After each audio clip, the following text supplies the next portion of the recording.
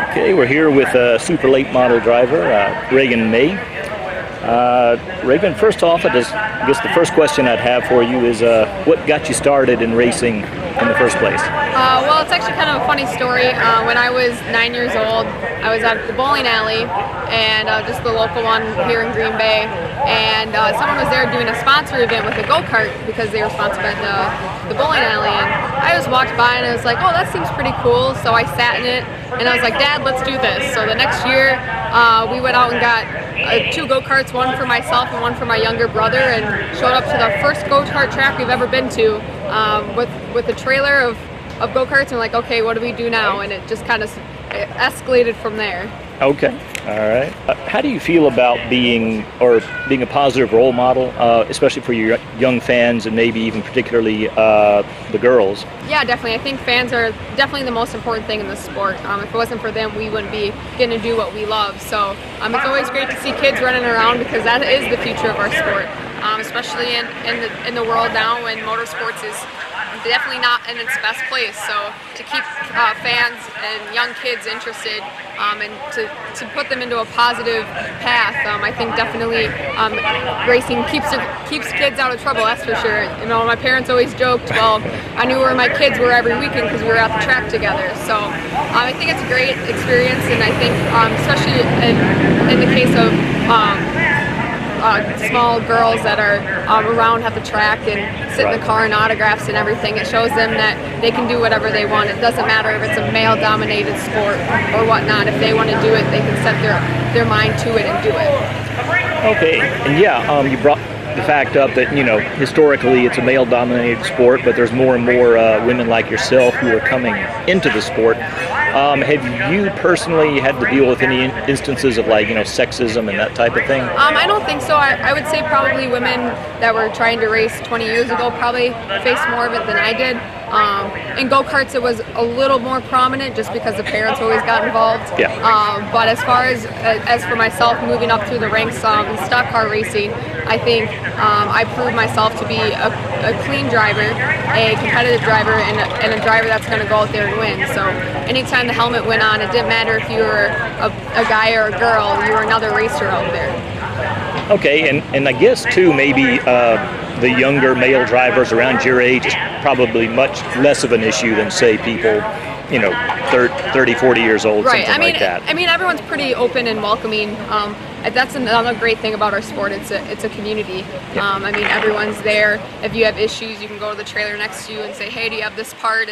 And people are more than willing to help out. I mean, especially if you see a car get wrecked in maybe a heat race, you'll have 10 crews running over there being like, what can we do to help to get them out for the race? So it's definitely a tight-knit group, and I think that's what also it benefits the community. What are your ultimate goals with motorsports and racing? Well, I definitely would love to make it to NASCAR, but I think that's everyone's dream. Unfortunately, I will not be making it due to just funding issues unless I can pick up a big sponsor. But other than that, I would love to make it as far as I can. I love what I'm doing now, so if I ended up just doing this for the rest of my life, I wouldn't complain. I'm going to school at Michigan Technological University right now, and in December I'll be graduating with my degree in mechanical engineering. So if I can make it to NASCAR maybe as an engineer, that's always a potential as well.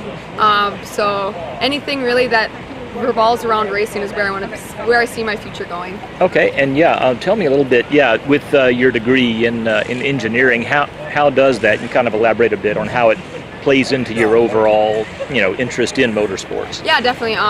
Racing is what drove me in the direction of mechanical engineering. I've always been hands-on. I've always been the one that's working on the cars, working on the go-karts, whatever the case was. That was definitely an easy choice to choose mechanical engineering.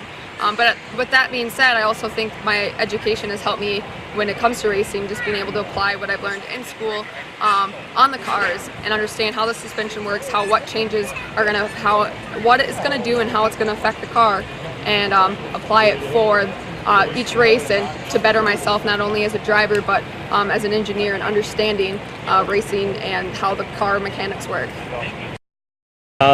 Because of your engineering background, do you do most of the setup for your cars, like before a race, depending whatever the track is? Yeah, definitely. I'm in the shop every single night after work, so it's a time-consuming sport, but I mean it's worth it to do it.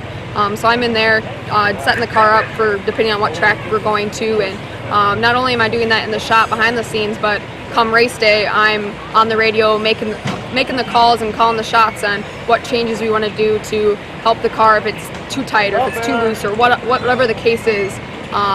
So it definitely helps having that engineering background to be able to make those split decisions, especially on race day. But definitely they do go hand in hand, and I think it has benefited me both in racing and in my schooling as well.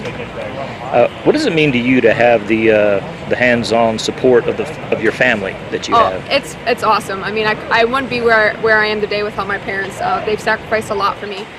We're not a high-budget team. We're definitely on the lower end of it.